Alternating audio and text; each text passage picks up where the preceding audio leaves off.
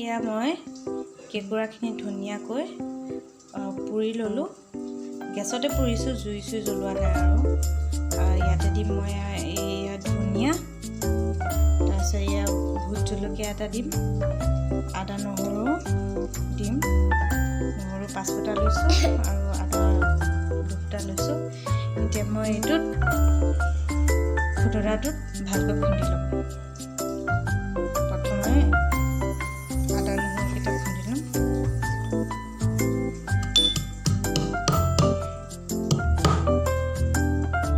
এই আদা নহৰুখিনি খুন্দি ল'লোঁ। এতিয়া ইয়াতে দি দিম এই কেকুৰাখিনি, অলপ অলপ দি খুন্দিম।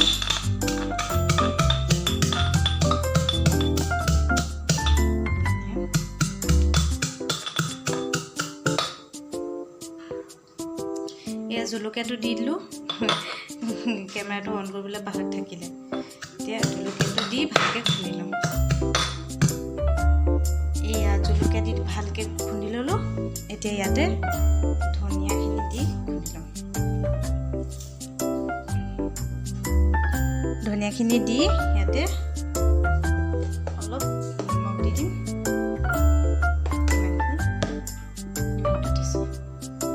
এতিয়া ভালকৈ খুন্দি ল'ম।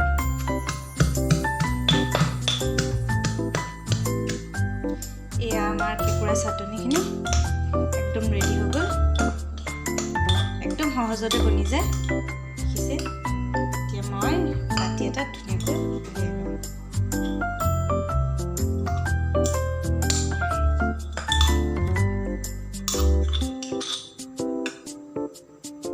এয়া বৰ বেছি মিহি কৰিলে ভাল নালাগে, অলপ এনেকুৱা গোটা গোটা হৈ থাকিব লাগে, তেতিয়াই ভাল লাগে।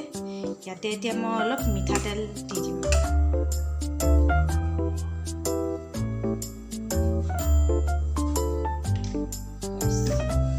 এইখিনি ধুনীয়াকৈ মিক্স কৰি দিম। এতিয়া আমি এইখিনি ভাতৰ লগত খাব লাগে আৰু গৰম গৰম ভাত। এইবিধ চাটনি হ'লে আৰু একোৱেই নালাগে, ইমান ভাল লাগে গৰম গৰম ভাতৰ লগত খাই।